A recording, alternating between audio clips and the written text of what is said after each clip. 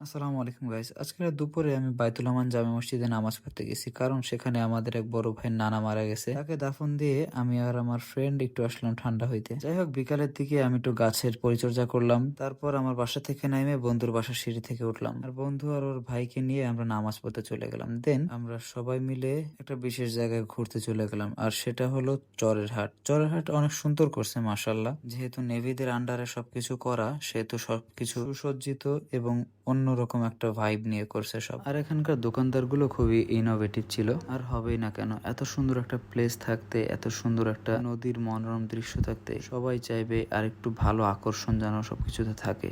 আর এই ভাইয়েরা আজকের মূল আকর্ষণের স্পটলাইটটা কেড়ে নিয়েছে। যাই হোক, আমরা ওদিকে না তাকায় আর একটু এক্সপ্লোর করতে লাগলাম। আর এখানে চলে আসলাম যেখানে গতদিন দেখছিলাম যে অনেকে ক্যাম্প ফায়ারও করছে। দেন এসার নামাজ আদায় করে আমি আমার বাসার দিকে চলে আসি। আর বাসার দিকের এদিকের ফ্রেন্ডদের সাথে অনেকক্ষণ আড্ডা দিই আর ভালোভাবে একটা টাইম স্পেন্ড করে আমি বাসায় উঠে যাই। আর আজকের জন্য এই পর্যন্তই। আসসালামু আলাইকুম।